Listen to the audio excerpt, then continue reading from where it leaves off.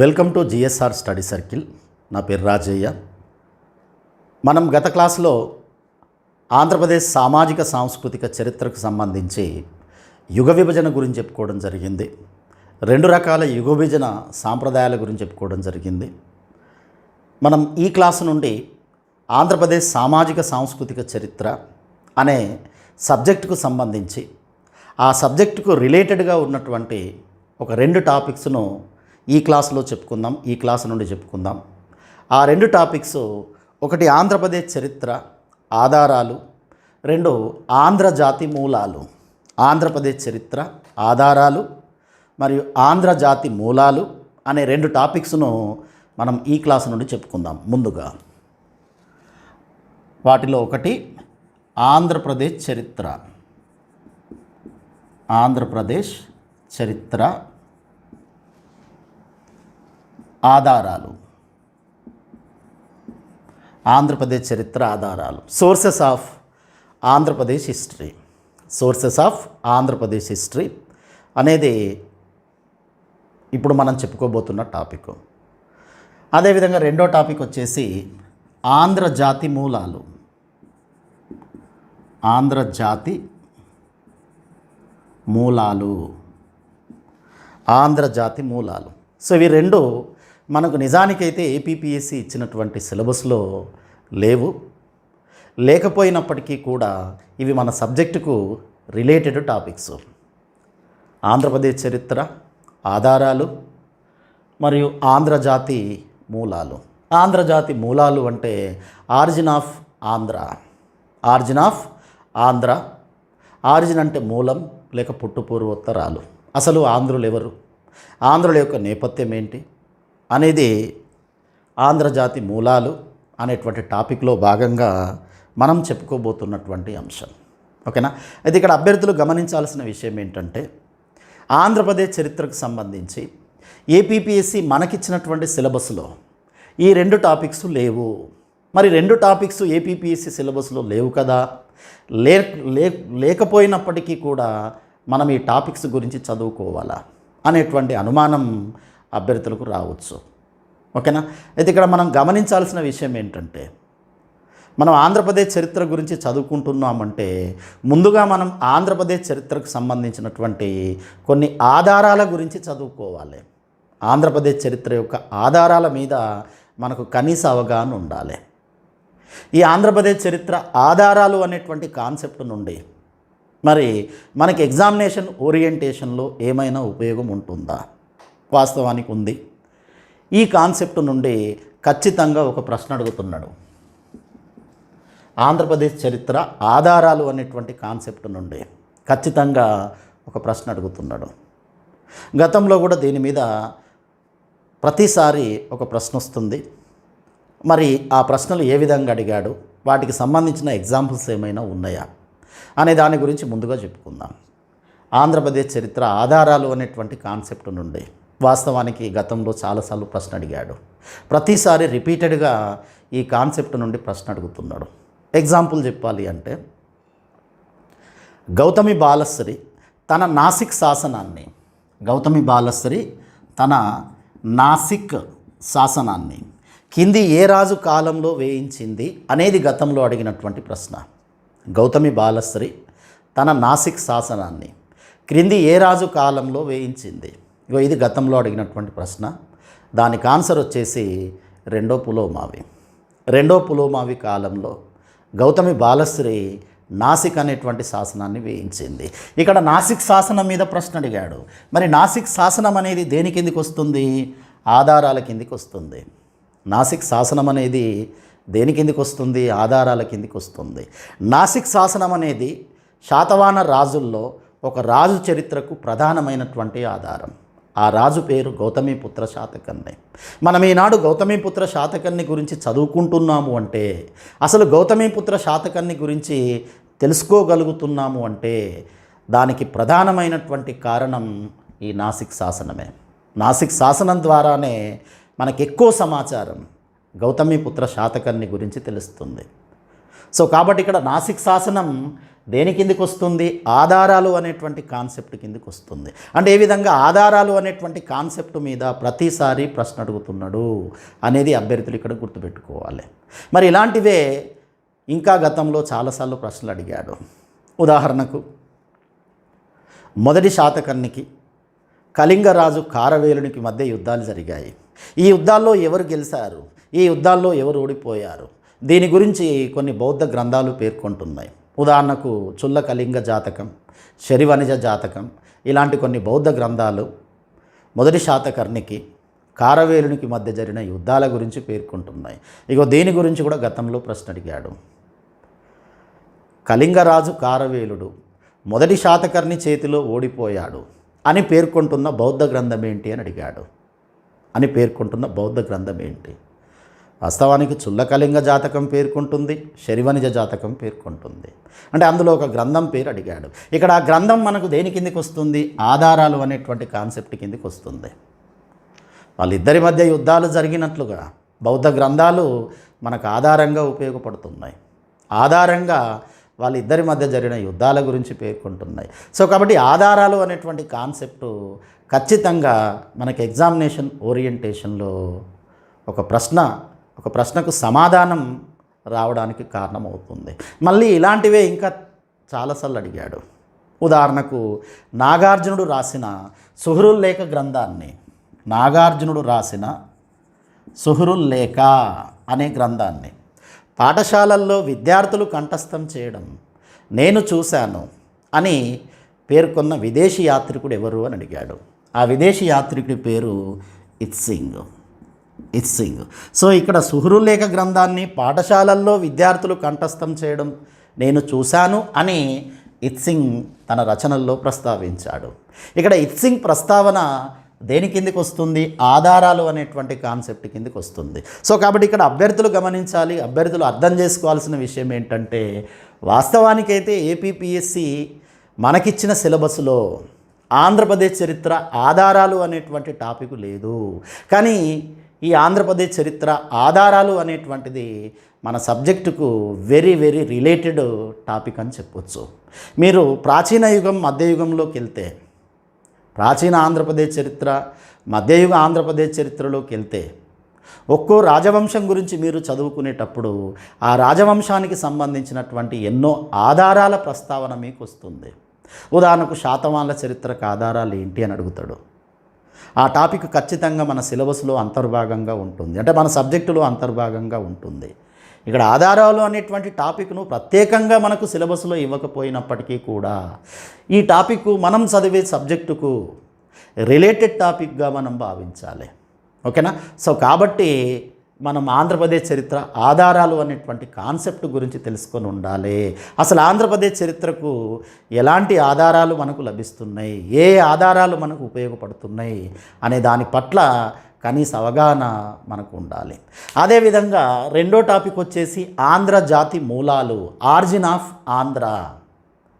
ఆంధ్ర జాతి మూలాలు అంటే ఆంధ్ర జాతి యొక్క పుట్టుపూర్వోత్తరాలు. మనం ఆంధ్రుల గురించి చదువుకోబోతున్నాం.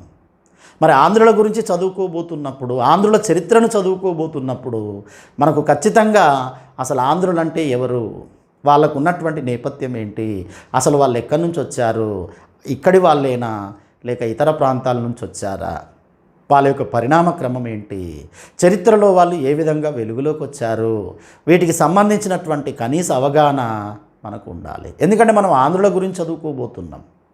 వాళ్ళ యొక్క మూలాల గురించి, వాళ్ళ యొక్క పుట్టుపూర్వోత్తరాల గురించి ప్రత్యేకంగా మనకిచ్చిన ఏపీపీఎస్సి సిలబస్లో లేకపోవచ్చు. లేకపోయినప్పటికీ కూడా ఇది మన సబ్జెక్టుకు రిలేటెడ్ టాపిక్గా మనం భావించాలి. దీని నేపథ్యంలో కూడా గతంలో ప్రశ్నలు అడిగాడు. దీని నుంచి కూడా ఖచ్చితంగా మనం ఒక ప్రశ్నను ఎక్స్పెక్ట్ చేయొచ్చు. ఆంధ్రజాతి మూలాలు లేక ఆంధ్రజాతి పుట్టుపూర్వోత్తరాలు అనేటువంటి కాన్సెప్ట్ నుండి మనం ఖచ్చితంగా ఒక ప్రశ్నను ఎక్స్పెక్ట్ చేయొచ్చు. ఉదాహరణకు గతంలో మరి దీని మీద అడిగినటువంటి ప్రశ్నలు ఏంటి అంటే, ఒకటి ఆంధ్ర జాతిని ప్రస్తావించిన, ఆంధ్ర జాతి గురించి పేర్కొంటున్న తొలి గ్రంథం ఏంటి అని అడిగాడు. అసలు ఆంధ్రుల యొక్క మొట్టమొదటి ప్రస్తావన ఎందులో ఉంటుంది? ఐతరేయ బ్రాహ్మణంలో ఉంటుంది. మరి ఐతరేయ బ్రాహ్మణం గురించి నీకు తెలియాలంటే ఏపీపీఎస్సీ ఇచ్చిన సిలబస్ ప్రకారం నువ్వు వెళ్తే అయితే బ్రాహ్మణం గురించి నీకు తెలుసుకునే అవకాశం ఉండదు. సో కాబట్టి ఏపీపీఎస్సీ సిలబస్కు రిలేటెడ్గా లేక మన సబ్జెక్టుకు రిలేటెడ్గా మనం ఖచ్చితంగా చదవాల్సినటువంటి టాపిక్ ఏంటంటే ఆంధ్రజాతి మూలాలు, ఆంధ్రుల యొక్క పుట్టుపూర్వోత్తరాలు. దీని గురించి చదవాలి. ఇది గతంలో అడిగినటువంటి ప్రశ్న. అదేవిధంగా ఈ నేపథ్యంలోనే మరో ప్రశ్న అడిగాడు గతంలో. ఆ ప్రశ్న ఏంటంటే ఆంధ్రుల గురించి పేర్కొంటున్న తొలి విదేశీయుడు ఎవరు అని అడిగాడు. ఆంధ్ర జాతి గురించి పేర్కొన్న తొలి విదేశీయుడు మెగస్తనీసు. ఆంధ్ర జాతి గురించి పేర్కొన్న తొలి విదేశీయుడు మెగస్తనీసు. సో కాబట్టి ఇక్కడ అభ్యర్థులు గమనించాలి, ఈ రెండు టాపిక్స్ మనకి ఇచ్చినటువంటి ఏపీపీఎస్సీ సిలబస్లో లేవు. లేకపోయినా కూడా ఈ రెండు మన సబ్జెక్టుకు రిలేటెడ్ టాపిక్స్. సో కాబట్టి ముందుగా మనం వీటి గురించి ముందుగా ఈ రెండు టాపిక్స్ గురించి చెప్పుకొని అప్పుడు మళ్ళీ మనం ఏపీపీఎస్సీ సిలబస్లోకి వెళ్దాం. సో మరోసారి గుర్తుపెట్టుకోండి, మనకిచ్చిన ఏపీపీఎస్సీ సిలబస్లో ప్రత్యేకంగా ఆంధ్రప్రదేశ్ చరిత్ర ఆధారాలు అనేటువంటి టాపిక్ కానీ, ఆంధ్రజాతి యొక్క మూలాలు లేక ఆంధ్రజాతి యొక్క పుట్టుపూర్వోత్తరాలు అనేటువంటి టాపిక్ కానీ లేదు. అయినా కూడా ఈ రెండింటి నేపథ్యంలో రెండు ప్రశ్నలు వస్తున్నాయి. కాబట్టి ఒక రకంగా చెప్పాలి అంటే మనం చదువుకోబోయే సబ్జెక్టుకు ఈ రెండు టాపిక్స్ను మనం ఇంట్రడక్షన్లా భావించవచ్చు, ఉపోద్ఘాతంలో భావించవచ్చు. సో ఇక్కడ ఉపోద్ఘాతం చదవడం వల్ల మనకొచ్చే ప్రయోజనం ఏంటి అంటే రెండు ప్రశ్నలకు సమాధానాలు చేయొచ్చు. ఖచ్చితంగా ఈ కాన్సెప్ట్ల నుండి రెండు ప్రశ్నలు వస్తున్నాయి. ఓకేనా? ఇక ఇందులో ఈ రెండు టాపిక్లలో ముందుగా మనం ఆంధ్రప్రదేశ్ యొక్క చరిత్ర, ఆ చరిత్రకు ఉన్నటువంటి ఆధారాలు, ఆంధ్రప్రదేశ్ చరిత్ర, ఆ చరిత్రకు ఉన్నటువంటి ఆధారాలు అనేటువంటి టాపిక్ గురించి చెప్పుకుందాం. ఆ టాపిక్ చెప్పుకున్న తర్వాత ఆంధ్రజాతి యొక్క పుట్టుపూర్వోత్తరాల గురించి చెప్పుకుందాం. ఓకేనా? రైట్. సో ఇప్పుడు మన మొదటి టాపిక్ వచ్చేసి ఆంధ్రప్రదేశ్ చరిత్ర ఆధారాలు. ఆంధ్రప్రదేశ్ చరిత్ర ఆధారాలు అనేది ఇప్పుడు మనం చెప్పుకోబోతున్న టాపిక్. ఆంధ్రప్రదేశ్ చరిత్ర ఆధారాలు. సో నిజానికి చరిత్ర అనేది కట్టుకథలతోటి, ఊహాజనితమైన సంఘటనలతోటి కూడినది కాదు. చరిత్రకు ఖచ్చితంగా కొన్ని ఆధారాలు ఉన్నాయి. ఆ ఆధారాల సహాయంతోనే మనం చరిత్రను అధ్యయనం చేయగలుగుతున్నాం. ఆ ఆధారాల సహాయంతోనే మనం చరిత్రను చదవగలుగుతున్నాం. సో కాబట్టి మన చరిత్ర అధ్యయనానికి, మనం చరిత్రను చదువుకోవడానికి మనకు ఖచ్చితంగా ఆధారాలు అనేటువంటివి ఉపయోగపడతాయి. ఆధారాలు లేకుండా చరిత్ర నిర్మాణం అనేటువంటిది జరగదు. ఆధారాల సహాయంతో నిర్మితమైనదే చరిత్ర అని చెప్పొచ్చు. మనం చదివే ప్రతి రాజవంశం, అందులోని ప్రతి సంఘటన, వాటి గురించి మనకు ఖచ్చితంగా కొన్ని ఆధారాలు ఉన్నాయి. ఈ ఆధారాలు ఏంటి అనే దాని గురించి మనం చెప్పుకుందాం. ఆధారాల మీద కాన్సెప్టబుల్గా చెప్పుకుందాం. ఈ ఆధారాలు అనేటువంటి కాన్సెప్టు మళ్ళీ రిపీటెడ్గా వస్తుంది. ఉదాహరణకు మనం శాతవాహనుల దగ్గరికి వెళ్తే శాతవాహనుల చరిత్రకు ఆధారాలు అని చదువుకుంటాం. కాకతీయుల దగ్గర కాకతీయ చరిత్ర ఆధారాలు చదువుకుంటాం. ఓకేనా? సో ముందుగానే మనం కాన్సెప్టబుల్గా ఆధారాలు అనేటువంటి టాపిక్ గురించి చెప్పుకుందాం. సో దీన్నే ఇంగ్లీష్లో సోర్సెస్గా పేర్కొంటారు.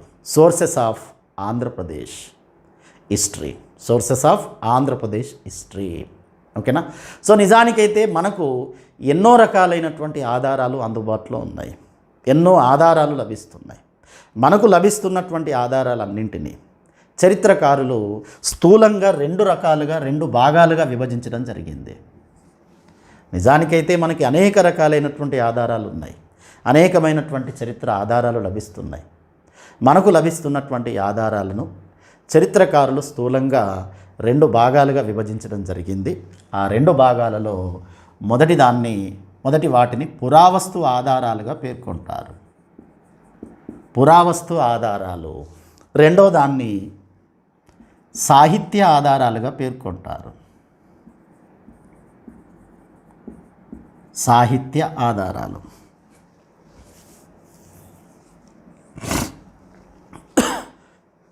పురావస్తు ఆధారాలు అండ్ సాహిత్య ఆధారాలు. ఈ విధంగా చరిత్ర ఆధారాలను మనం రెండు రకాలుగా విభజించవచ్చు. సో పురావస్తు ఆధారాలని ఇంగ్లీష్లో ఆర్కియలాజికల్ సోర్సెస్గా పేర్కొంటారు. సాహిత్య ఆధారాలని ఇంగ్లీష్లో లిటరరీ సోర్సెస్గా పేర్కొంటారు. Archaeological sources and literary sources, right. అయితే మనం ముందుగా ఈ పురావస్తు ఆధారాల గురించి చెప్పుకునే ముందు పురావస్తు పరిశోధనలకు సంబంధించినటువంటి కొంత సమాచారం గురించి చెప్పుకోవాలి. పురావస్తు పరిశోధనలు, అసలు పురావస్తు పరిశోధనలు ఎందుకొరకు ఉపయోగపడతాయి? పురావస్తు పరిశోధనలు అసలు మనకు ఎందుకొరకు ఉపయోగపడతాయి? సో గతించిన చరిత్రను వెలుగులోకి తీసుకురావడంలో నిజానికైతే ముందుగా మనకు ఉపయోగపడుతున్నవి పురావస్తు ఆధారాలే. పురావస్తు శాఖ పురావస్తు పరిశోధనల్లో భాగంగా తవ్వకాలు జరుపుతుంది. ఆ తవ్వకాలలో గతించినటువంటి చరిత్ర వెలుగులోకి వస్తుంది. ఈ తవ్వకాలకు కూడా చరిత్ర పరిశోధనల్లో చాలా ప్రాధాన్యత ఉంటుంది. ఈ తవ్వకాలను ఉత్ఖాతనం అని పేర్కొంటారు. ఉత్ఖాతనం. సో దీన్నే ఇంగ్లీష్లో ఎక్స్కావేషన్గా పేర్కొంటారు. ఎక్స్కావేషన్, ఉత్ఖాతనం లేక ఎక్స్కావేషన్. ఉత్ఖాతనం అంటే పురావస్తు తవ్వకాలు అని అర్థం. పురావస్తు తవ్వకాలు ఒక రకంగా పురావస్తు పరిశోధనలు అని కూడా చెప్పవచ్చు. సో ఇక్కడ మనకు పదం ఇంపార్టెంట్. పదం మీద ప్రశ్న అడిగే అవకాశం ఉంటుంది.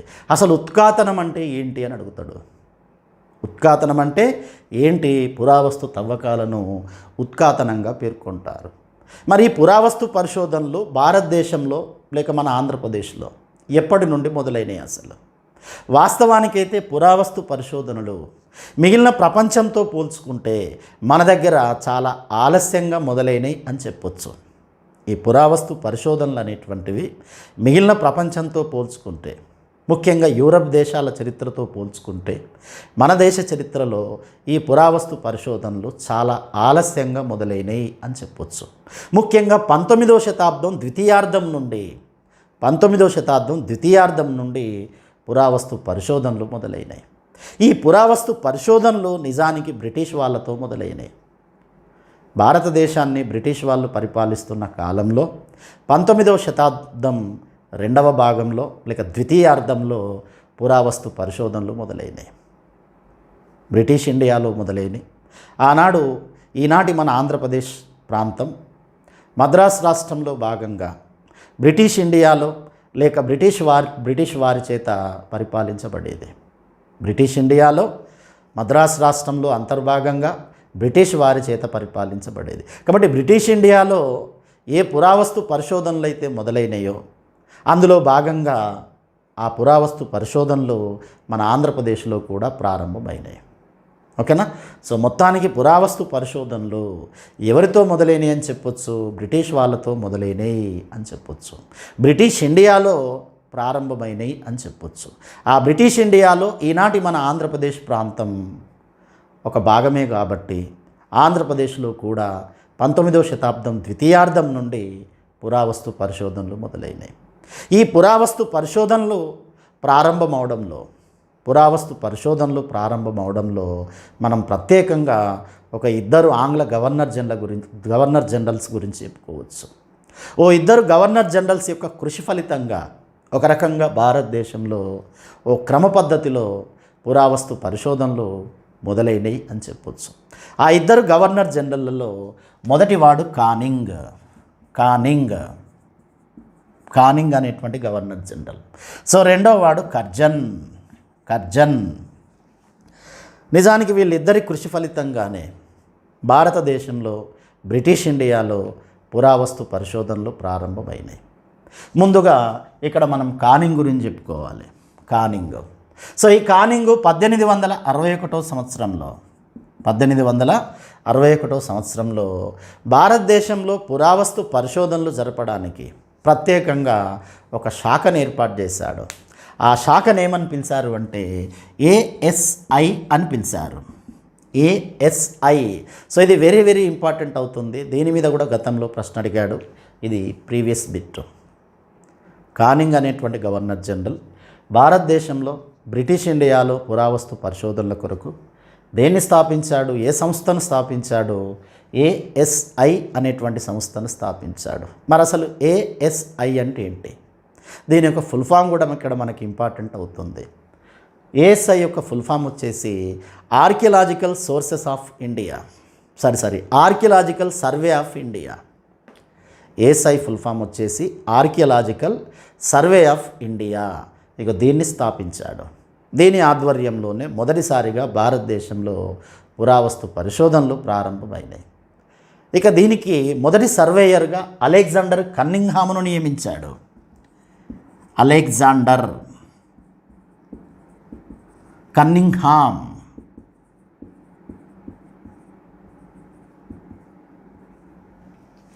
సో కానింగ్ ఏఎస్ఐకి మొదటి సర్వేయర్గా ఎవరిని నియమించాడు? అలెగ్జాండర్ కన్నింగ్హామ్ అనేటువంటి పురావస్తు పరిశోధకుని లేక ఆర్కియాలజిస్టుని నియమించాడు. ఇక్కడ ఆర్కియాలజిస్టుల్లో మనం ముందుగా అలెగ్జాండర్ కన్నింగ్హామ్ గురించి చెప్పుకోవాలి. ఆర్కియాలజిస్టుల్లో, భారతీయ పురావస్తు పరిశోధకుల్లో, ఇండియన్ ఆర్కియాలజిస్టుల్లో మనం ముందుగా చెప్పుకోదగినటువంటి వాడు అలెగ్జాండర్ కన్నింగ్హామ్. ఒక రకంగా అలెగ్జాండర్ కన్నింగ్హామ్ ద్వారానే బ్రిటిష్ ఇండియాలో పురావస్తు పరిశోధనలు ప్రారంభమైనాయి. కాబట్టి ఇతన్ని ఫాదర్ ఆఫ్ ఇండియన్ ఆర్కియాలజీగా పేర్కొంటారు.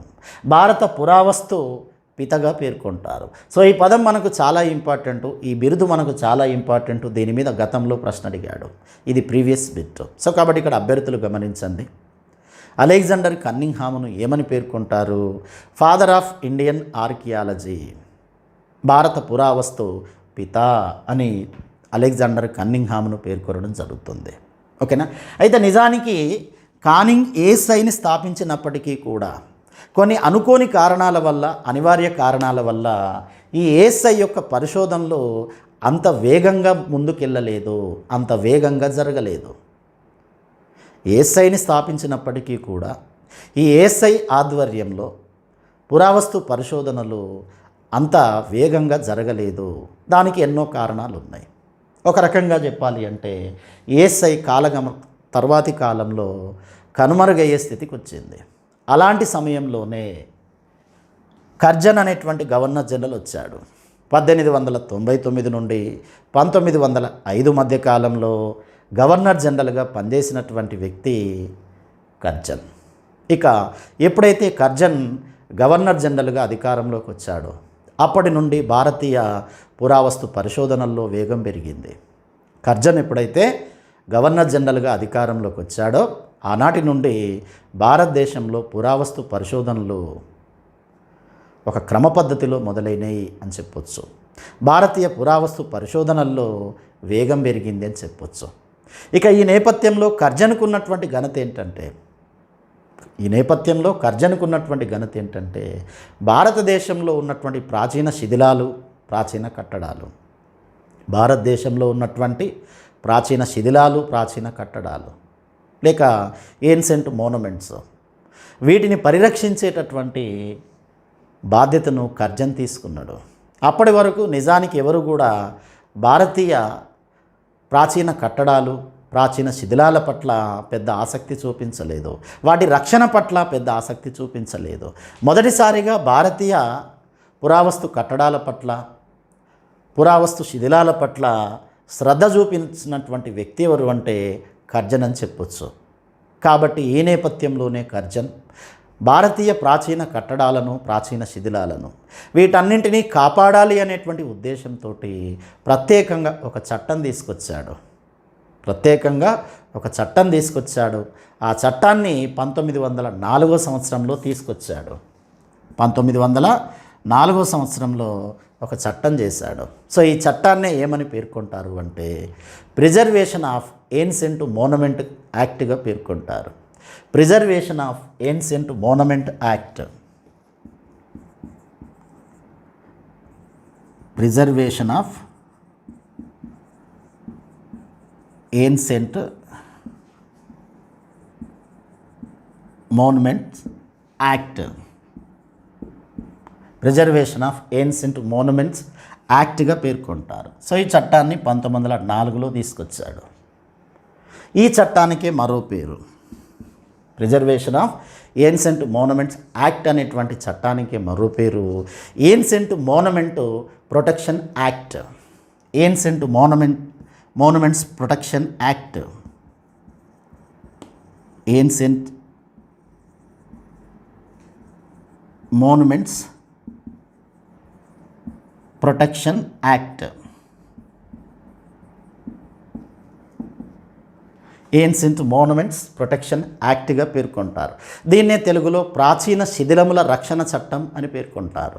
సో ఈ పదం మనకు చాలా ఇంపార్టెంట్. ఈ పదం నేపథ్యంలో గతంలో ప్రశ్న అడిగాడు. సో ఇది కూడా ప్రీవియస్ బిట్టు. ఇక్కడ అభ్యర్థులు గుర్తుపెట్టుకోండి, వీలైతే దీన్ని నోట్ చేసుకోండి. 1904 వరకు భారతీయ ప్రాచీన శిథిలములు, భారతీయ ప్రాచీన కట్టడాల పరిరక్షణ బాధ్యతను ఎవరూ తీసుకోలేదు. ఒక రకంగా వాటి పట్ల అశ్రద్ధ చూపించారని చెప్పొచ్చు. మొదటిసారిగా భారతీయ ప్రాచీన శిథిలములను, భారతీయ ప్రాచీన కట్టడాలను పరిరక్షించే బాధ్యతను ఎవరు తీసుకోవడం జరిగింది? కర్జన్ తీసుకోవడం జరిగింది. భారతీయ ప్రాచీన శిథిలములను, భారతీయ ప్రాచీన కట్టడాలను కాపాడాలి అనే ఉద్దేశంతో ప్రత్యేకంగా కర్జన్ ఒక చట్టాన్నే చేశాడు. ఆ చట్టం పేరు ప్రిజర్వేషన్ ఆఫ్ ఏన్సెంట్ మోనుమెంట్స్ యాక్ట్గా పేర్కొంటారు, లేక ఏన్సెంట్ మోనుమెంట్ ప్రొటెక్షన్ యాక్ట్గా పేర్కొంటారు. దీన్నే తెలుగులో ప్రాచీన శిథిలముల రక్షణ చట్టం అని పేర్కొంటారు. సో ఈ చట్టం 1904 సంవత్సరంలో చేయబడింది. ఇక ఈ చట్టం ద్వారా భారతీయ ప్రాచీన శిథిలములు, కట్టడాలన్నీ కూడా ప్రభుత్వ పరిధిలోకి వచ్చేసాయి, చట్ట పరిధిలోకి వచ్చేసాయి. ఆనాటి నుండి ఈ ప్రాచీన శిథిలములను, కట్టడాలను కాపాడేటువంటి బాధ్యతను ప్రభుత్వం తీసుకోవడం జరిగింది. ఈ విధంగా వాటి ద్వారా భారతీయ చరిత్రను, సంస్కృతిని అధ్యయనం చేయడం ప్రారంభమైంది. ఓకేనా. ఇక ఈ నేపథ్యంలోనే ఈ చట్టం చేసిన ఈ సంవత్సరంలోనే, ఈ చట్టం చేసినటువంటి ఈ 1904 సంవత్సరంలోనే కర్జన్ ఒక సంస్థను స్థాపించాడు. ఆ సంస్థే భారతీయ పురావస్తు శాఖ. భారతీయ పురావస్తు శాఖ, the department of Indian archaeology. వాస్తవానికి అంతకుముందు ఏఎస్ఐ అయినటువంటి సంస్థ ఉంది, కానీ ఏఎస్ఐ అనేటువంటి సంస్థ కొన్ని అనివార్య కారణాల వల్ల పెద్దగా తన పరిశోధనలను కొనసాగించలేకపోయింది. కాబట్టి ఒక రకంగా ఏఎస్ఐ అనేటువంటి సంస్థ కనుమరుగయ్యే స్థితిలోకి వచ్చింది. ఆ ఏఎస్ఐ అనేటువంటి సంస్థను పునరుద్ధరిస్తూనే భారతదేశంలో ఒక క్రమ పద్ధతిలో ఈ పురావస్తు పరిశోధనలను ముందుకు తీసుకెళ్లే ఉద్దేశంతో కర్జన్ భారతీయ పురావస్తు శాఖను 1904 సంవత్సరంలో స్థాపించాడు. ఇక ఎప్పుడైతే కర్జన్ ద్వారా భారతీయ పురావస్తు శాఖ ఆవిర్భవించిందో ఆనాటి నుండి భారతదేశంలో పురావస్తు పరిశోధనలు ఒక క్రమ పద్ధతిలో ప్రారంభమవడం జరిగింది. ఇక ఈ నేపథ్యంలోనే కర్జన్ స్థాపించినటువంటి భారతీయ పురావస్తు శాఖకు, లేక ది డిపార్ట్మెంట్ ఆఫ్ ఇండియన్ ఆర్కియాలజీకి మొదటి డైరెక్టర్ జనరల్గా సర్ జాన్ మార్షల్ను నియమించాడు. Sir John martial. సో ఇతన్ని భారతీయ పురావస్తు శాఖకు మొదటి డైరెక్టర్ జనరల్గా నియమించడం జరిగింది. ఈ సర్ జాన్ మార్షల్ నేతృత్వంలోనే భారతీయ మొదటి నాగరికత అయినటువంటి సింధు నాగరికత వెలుగులోకి తీసుకురావడం జరిగింది. సింధు నాగరికత నేపథ్యం గురించి చదువుకునేటప్పుడు మనం ఖచ్చితంగా ఎవరి గురించి చదువుకుంటాం? సర్ జాన్ మార్షల్ గురించి చదువుకుంటాం. సో ఇక్కడ సర్ జాన్ మార్షల్కు ఉన్నటువంటి గొప్పతనం, ప్రత్యేకత ఏంటి? సింధు నాగరికతను కనిపెట్టింది, సింధు నాగరికతను వెలుగులోకి తీసుకొచ్చింది సర్ జాన్ మార్షల్. రైట్. ఈ విధంగా కానింగ్ అనే గవర్నర్ జనరల్, అదేవిధంగా కర్జన్ అనేటువంటి గవర్నర్ జనరల్, వీళ్ళిద్దరి కృషి ఫలితంగా భారతదేశంలో, బ్రిటిష్ ఇండియాలో పురావస్తు పరిశోధనలు ప్రారంభమైనాయి. సో ఇది ఇక్కడ మనం గుర్తుపెట్టుకోవాల్సినటువంటి అంశం. ఇక ఇప్పుడు మళ్ళీ మనం అసలు పురావస్తు ఆధారాలు ఎన్ని రకాలు, అవి ఏంటి అనేవి కొంత వివరంగా చెప్పుకుందాం.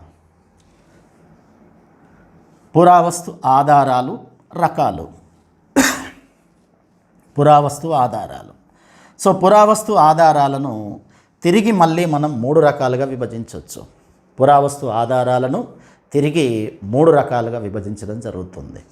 ఈ 3 రకాలలో ఒకటి శాసనాలు.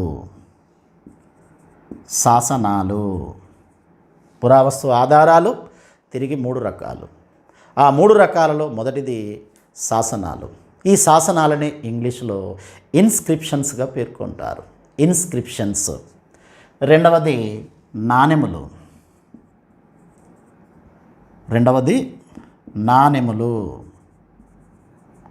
నాణెములు. సో వీటినే మనం కాయిన్స్ అంటున్నాం, కరెన్సీ అంటున్నాం. మూడవది కట్టడాలు లేక శిథిలాలు. వీటినే ఇంగ్లీష్లో మోనమెంట్స్గా పేర్కొంటారు. కట్టడాలు లేక శిథిలాలు వీటిని ఏమని పేర్కొంటారు? మోనమెంట్స్గా పేర్కొంటారు ఇంగ్లీష్లో. సో ఈ విధంగా పురావస్తు ఆధారాలు మొత్తం 3 రకాలు. ఈ 3 రకాలైనటువంటి ఆధారాల సహాయంతోనే మనం చరిత్రను అధ్యయనం చేయవచ్చు. ఈ 3 రకాలైనటువంటి ఆధారాల సహాయంతోనే మనం చరిత్రను అధ్యయనం చేయవచ్చు. సో మనం గత క్లాసులో ఏమని చెప్పుకున్నాం? యుగ విభజనకు సంబంధించి ఆంధ్రప్రదేశ్ చరిత్రను 1 పూర్వ చారిత్రక యుగమని, 2 చారిత్రక యుగమని చెప్పుకోవడం జరిగింది. పూర్వ చారిత్రక యుగం అంటే అర్థం ఏంటి? లిఖితపూర్వకమైన ఆధారాలు లభించని కాలం అని అర్థం. మనం దేన్ని పూర్వ చారిత్రక యుగం, ప్రీ హిస్టారికల్ పీరియడ్గా పేర్కొంటాము. లిఖితపూర్వకమైన ఆధారాలు లభించని కాలాన్ని పూర్వ చారిత్రక యుగంగా పేర్కొంటాము. మరి ఆ లిఖితపూర్వకమైన ఆధారాలు లభించని ఆ పూర్వ చారిత్రక యుగం గురించి మనం తెలుసుకోవడానికి మనకు నిజానికి సాహిత్య ఆధారాలు లేవు. పూర్వ చారిత్రక యుగం గురించి మనం తెలుసుకోవడానికి, పూర్వ చారిత్రక యుగాన్ని మనం అధ్యయనం చేయడానికి మనకు ఎలాంటి ఆధారాలు లేవు? సాహిత్య ఆధారాలు లేవు. ఇక మనకున్నటువంటి ఏకైక ఆధారం ఈ పురావస్తు ఆధారాలే. పురావస్తు ఆధారాల సహాయంతోనే పూర్వ చారిత్రక యుగం గురించి మనం తెలుసుకోగలుగుతున్నాం. పూర్వ చారిత్రక యుగం గురించి తెలుసుకోవడానికి పూర్తిగా మనం పురావస్తు ఆధారాల మీదనే ఆధారపడతాం.